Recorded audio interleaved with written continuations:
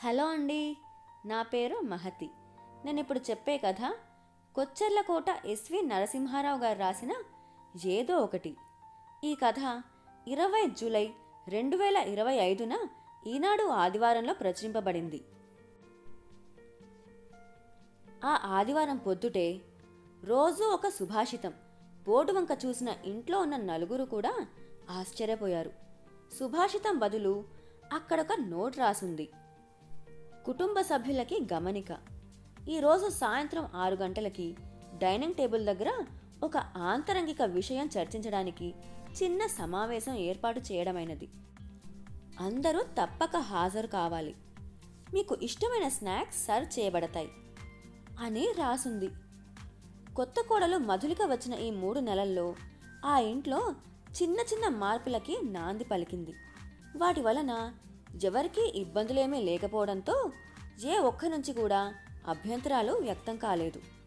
హాల్లో అందమైన బోర్డు ఒకటి తగిలించి రోజూ పొద్దుటే దానిమీద ఒక చక్కటి సుభాషితం, ఒక భగవద్గీత శ్లోకం అర్థంతో సహా రాయడం అందులో ఒకటి. మామగారైతే చాలా మెచ్చుకున్నారు. ఇంటికి వచ్చిన వాళ్ళు కూడా పొగిడాక కానీ అత్తగారికది అంత మంచి పని అనిపించలేదు. ఆ రోజు బోర్డు చూశాక సాయంకాలపు సమావేశం గురించి అందరూ ఆలోచనల్లో పడితే అత్తగారు మాత్రం ఉత్సుకత ఆపుకోలేక పెద్ద కొడుకుని, ఏం నాయనా, నీ భార్య సాయంత్రం అందర్నీ డైనింగ్ హాల్లో పోగవమంటోంది, ఎందుకని అడిగితే నవ్వేసి ఊరుకుంది, విషయం ఏమిటంటా? కొంచెం వేళాకోళంగా అడిగింది. నాకు చెప్పలేదమ్మా, అయినా ఇంకెంత, సాయంత్రం తెలుస్తుంది కదా, తను నవ్వుతో బదిలిచ్చాడు పుత్రరత్నం. ఇష్టమైనవేవో చేసి పెడతానంటుంటే అవి తింటూ అమ్మాయి చెప్పేది వినేస్తే అయిపోతుంది, దీనికెందుకు అంత ఆలోచన? తిండి ప్రియుడు మావగారు వాచాది. చిన్నాడు అలాగే అన్నాడు. నిట్టూర్చింది. అయితే ఆవిడ మాత్రం ఆ సస్పెన్స్ తట్టుకోలేకపోతోంది. సాయంత్రం 6 గంటలకల్లా టంచనగా నలుగురు డైనింగ్ టేబుల్ ముందు కూర్చున్నారు. వంటగదిలోంచి కొన్ని బాక్సులు తీసుకుని బయటకు వచ్చిన మధులిక, మీరు తింటూ నా మాటలు వింటారా, వినేశాక తింటారా అని అడిగింది. తింటూ వింటాం అన్నారు ఏకగ్రీవంగా. సరే అంటూ మొదటగా సేమియా పాయసం, కరకరలాడే ఉల్లి పకోడీలు భర్తకు అందించింది. బావుందమ్మా, మాకిష్టమైనవి చేస్తానని ఊరించి నీ మొగుడికి నచ్చే చేశావా తల్లి? నవ్వుతూ అన్నా చిన్న వ్యంగ్యం ధ్వనిస్తోంది అత్తగారి మాటల్లో. మధులిక కూడా నవ్వుతూ మిగిలిన ముగ్గురికి గులాబ్ జాములు అందించింది. ఇప్పుడు అందరి ముఖాలు వికసించాయి. పెసర పుణుకులు అల్లం చట్నీతో అత్తమావగార్లకి అందించింది. చివర్న తనకిచ్చిన ప్లేటులో ఉన్న pasta with cheese white sauce చూసి మురిసిపోయాడు మరిది. అబ్బా వదినా, నాకు చాలా ఇష్టమైనది చేశావు అంటూ. ఫస్ట్ క్లాస్ చదివే పిల్లలకి చాక్లెట్ లంచం ఇచ్చి హోంవర్క్ చేయించినట్టు, మీరు తినండి, నేను విషయం చెబుతాను అంది.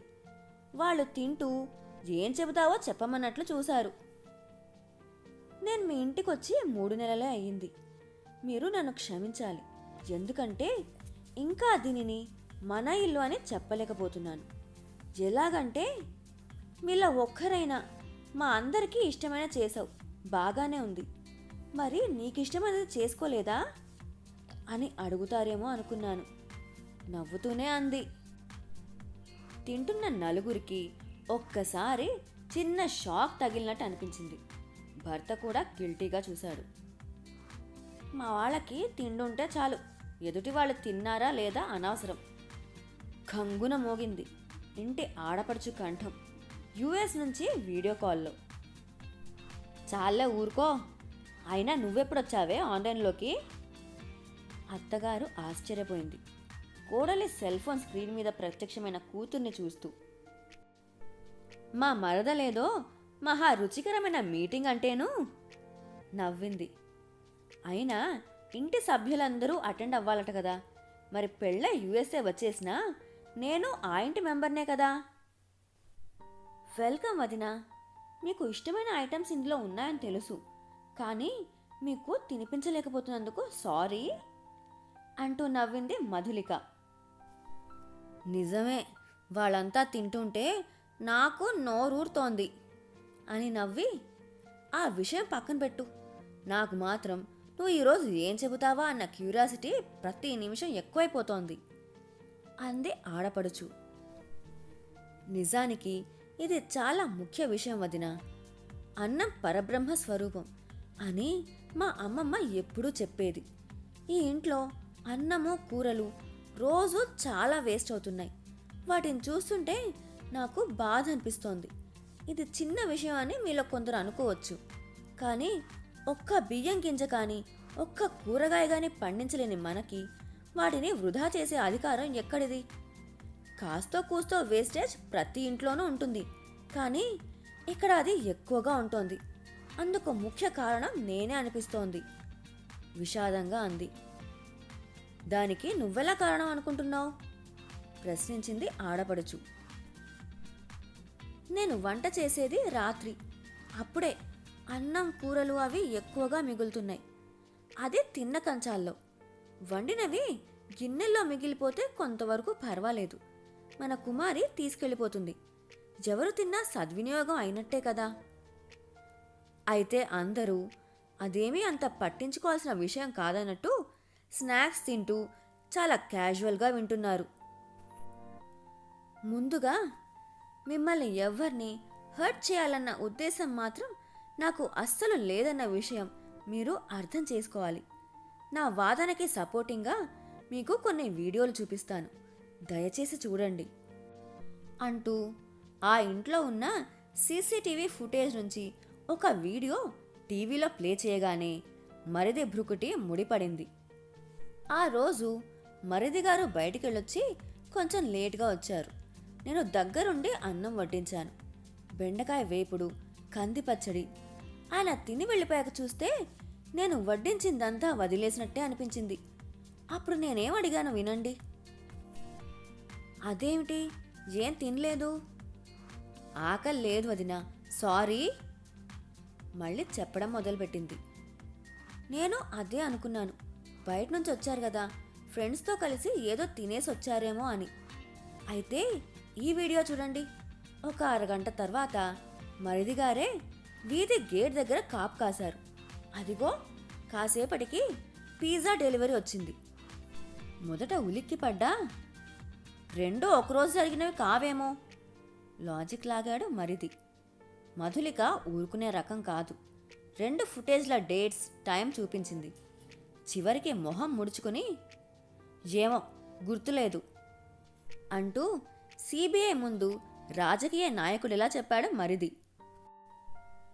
మాయగారు క్షమించాలి, తర్వాత బాణం తన మీదే అని ఆయనకి అర్థమైంది.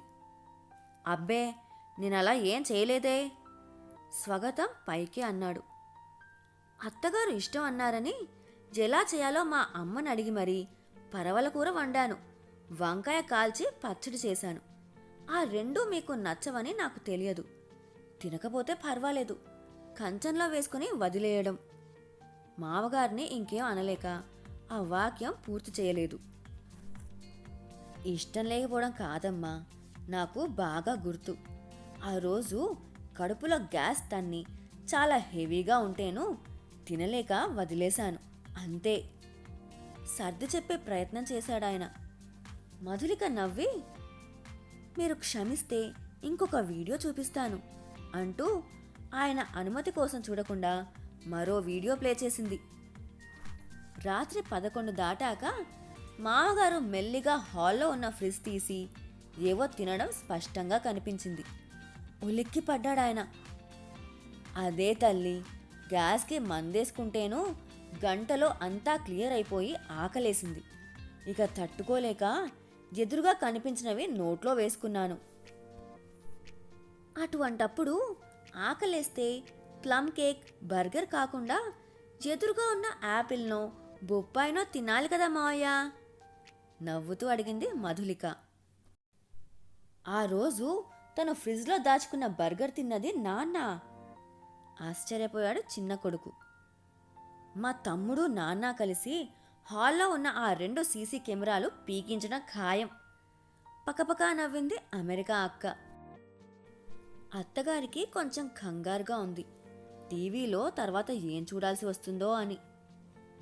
ఇప్పుడు నా వీడియోలేం చూపించక్కర్లేదు, నేను ఎంతో కొంత వేస్ట్ చేసే ఉంటాను అని ఒక వెర్రి నవ్వు నవ్వి, ఇదంతా సరే, అసలు నువ్వు చెప్పదలుచుకున్నదేమిటి అని కోడల్ని అడిగింది. ఆ ఇంట్లో అత్తగారి స్థానం తెలిసిన మధులిక ఆవిడని ఇబ్బంది పెట్టదలుచుకోలేదు. ఆవిడతో సత్సంబంధం తనకెంత ముఖ్యమో కూడా తెలుసు కాబట్టి ఆవిడ వీడియోలు పక్కన పెట్టేసి మళ్ళీ తను చెప్పడం మొదలుపెట్టింది. ప్రకృతి ప్రసాదించే వాటికి ప్రత్యామ్నాయం దొరకడం కష్టం. 1,00,000 రూపాయలు వెచ్చించిన ఒక గుప్పెడు బియ్యం, ఒక పండు, ఒక కూరగాయ కానీ ఏ ల్యాబ్లోనూ తయారు చేయలేం. ఇప్పుడు డబ్బులున్నాయని వాటిని వేస్ట్ చేస్తే రేపు అవి కొనే స్థితిలో ఉండకపోవచ్చు. మీకు ఇది చాలా చిన్న విషయం అనిపించవచ్చు, కానీ పెద్ద మనసుతో ఆలోచించండి ప్లీజ్. చిన్నప్పటి నుంచి వాళ్ళమ్మ నేర్పిన సంస్కారం అలా మాట్లాడించింది. మధు, అమెరికాలో ఆయనతో పిల్లలతో కూడా నాకు ఇదే ప్రాబ్లం. ఇక్కడ కాబట్టి సగం తిన్నవైనా ఫ్రిడ్జ్లో పెట్టేసి మర్నాడు 3వ రోజు వాళ్ళ చేతే తినిపించేస్తాను, లేకపోతే కష్టం. నీ మరదల్ని అలా చేయమని సలహా ఇస్తున్నావా కొంపదీసి? పెద్ద తమ్ముడు నవ్వాడు. అందరూ చిన్నగా నవ్వారు. అయితే దీనికి నీ సొల్యూషన్ ఏమిటి? ఆడపడుచు అడిగింది ఉత్సుకతతో. దానికే వస్తున్నాను. ఒక హిట్ సినిమా డైలాగ్ ఉంది, ఇంగ్లీష్లో నాకు నచ్చని పదం సారీ అని. అలా ఈ ప్రపంచంలో ఏ ఇల్లాలికైనా నచ్చని పదం ఒకటి ఉంది, అదేంటో తెలుసా? అందరూ చెవులు రిక్కించి వింటున్నారు.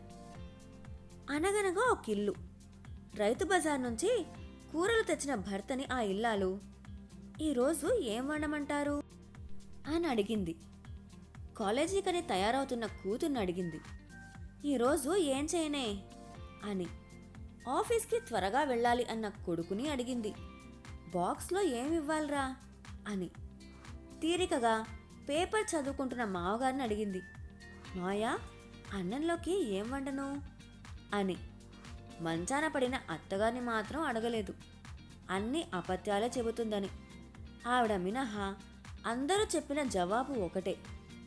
తెలుగు మాటల్లో నాకు, నాలాంటి ఎందరో గృహిణులకి అస్సలు నచ్చని ఆ మాట ఏదో ఒకటి అన్నదే. అందరూ ఆలోచనలో పడ్డారు. ఏదో ఒకటి వండమంటే చాయిస్ అమ్మలదే కదా, ఇంకేం అని మీరు అనవచ్చు. కానీ కంచం దగ్గరకు వచ్చేసరికి సీన్ మారిపోతుంది.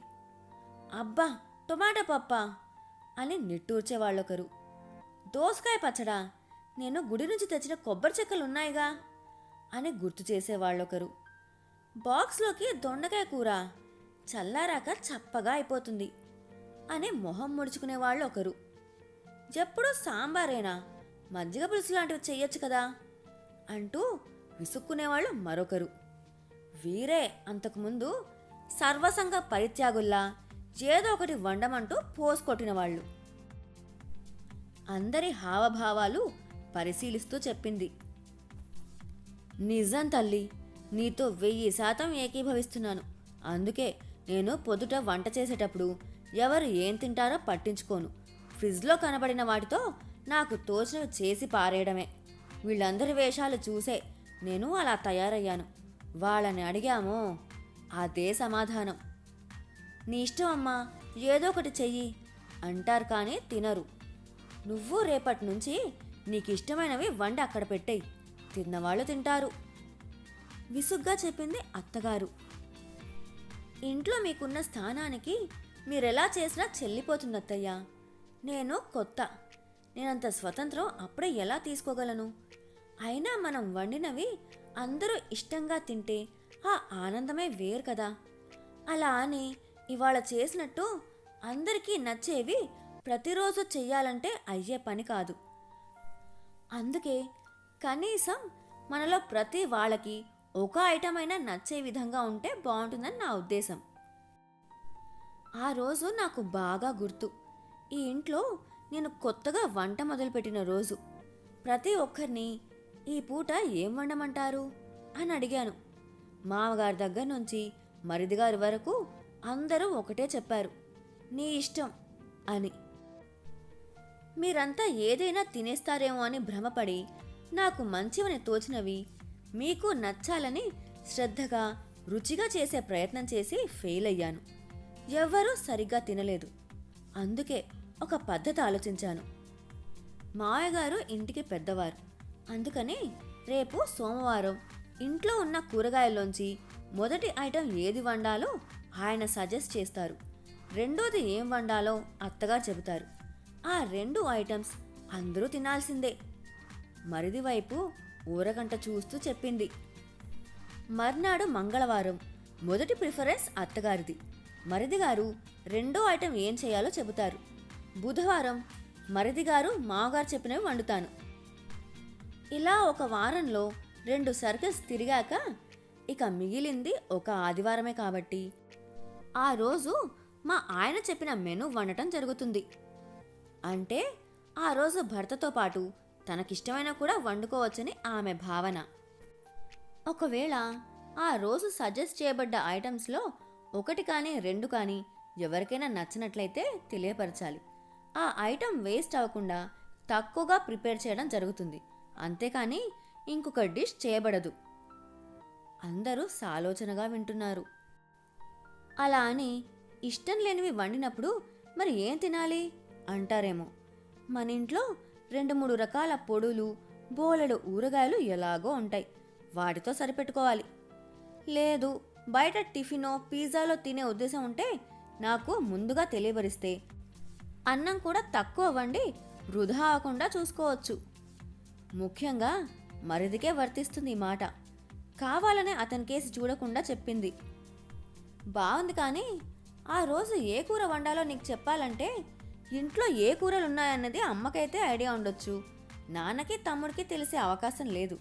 అంటే ప్రతిరోజు నువ్వే వాళ్ళకి ఆ లిస్ట్ అంతా చదివి వినిపించి ఏం వండాలో కనుక్కుంటూ ఉండాలి. కష్టం కదా? ఆడపడుచు డౌట్ బయటపెట్టింది. అక్కర్లేదు, దానికో సులువైన మార్గం ఉంది. దానిని బేస్ చేసుకునే ఈ ప్లాన్ చేశాను. చిత్రం ఏమిటంటే ఆ ఉపాయం మన కుమారుని చూసి నేర్చుకున్నాను, నవ్వుతూ చెప్పింది. అందరూ ఆశ్చర్యపోయారు. మన పనమ్మాయి ఐడియా ఇచ్చిందా అని. అవును, కుమారి అక్క చెల్లెళ్ళు అంటే కజిన్స్తో కలిసి దాదాపు 10 మంది ఉన్నారు. వాళ్ళు మొత్తం 40 వరకు ఇళ్లలో రోజు పనిచేస్తున్నారు. మీరు గమనించే ఉంటారు, ఏ రోజైనా కుమారికి కుదరక పని మానేస్తే మనకి ఇబ్బంది కలగకుండా ఎవరో ఒకరొచ్చి పనిచేసి పెడుతున్నారు. ఇదంతా వాళ్ళకి టైపింగ్ రాకపోయినా వాట్సాప్లో వాయిస్ మెసేజ్ ఇవ్వడం నేర్చుకుని, ఈరోజు నాకు ఫలానా ఇల్లు చేయడం కుదరట్లేదు అని మెసేజ్ పెడితే వీలున్న వాళ్ళు ఎవరో ఒకరు నేను చేస్తాను అని రిప్లై పెడతారు. అలా వాళ్ళలో వాళ్ళు మేనేజ్ చేసుకుంటున్నారు. డిగ్రీ చదువుతున్న పిల్లల ద్వారా టెక్నాలజీని నేర్చుకుని అద్భుతంగా వాడుకుంటున్నారు. అవునా అన్నట్టు అవాక్కై చూస్తున్నారు శ్రోతలు. వదినా, మా పెళ్ళికొచ్చినప్పుడు మీరు అత్తయ్య గారికి వాట్సాప్ ఎలా వాడాలో నేర్పి మంచి పని చేశారు. మిగతా వాళ్ళకి ఎలాగో వచ్చు. మా ఫోన్లలో ఈరోజు వంట అని ఒక వాట్సాప్ గ్రూప్ ఏర్పాటు చేస్తాను. ఇంట్లో ఉన్న కూరగాయల లిస్ట్ ఏ రోజుకు ఆ రోజు దాంట్లో పిన్ చేస్తాను. ఇందాక నేను చెప్పిన వ్యవహారం అంతా ఆ గ్రూప్లో నడిచిపోతుంది. నీ ఐడియా చాలా బాగుంది, ఆడపడుచు మెచ్చుకుంది. భర్త దానికి వంతపాడాడు. మిగిలిన వాళ్ళు ఏం అభ్యంతర పెట్టలేదు. రేపటి నుంచే ఈ వాట్సాప్ గ్రూప్ పనిచేయడం మొదలవుతుంది. ఏవైనా ప్రాక్టికల్ ప్రాబ్లమ్స్ ఉంటే మీ అందరి సూచనల ప్రకారం తగినట్టు మార్పులు చేద్దాం. ఏది ఏమైనా వండిన దానిలో ఒక్క ముద్ద కూడా వృధా అవ్వకూడదనేదే నా ఆలోచన, దృఢంగా చెప్పింది. మధులిక పట్టుదల గొప్పది. పైగా మంచి ఆలోచనతో ఒక అడుగు పడినా అది 1000 అడుగులకి నాంది అవుతుంది అని తను నమ్ముతుంది. మనము నమ్ముదాం.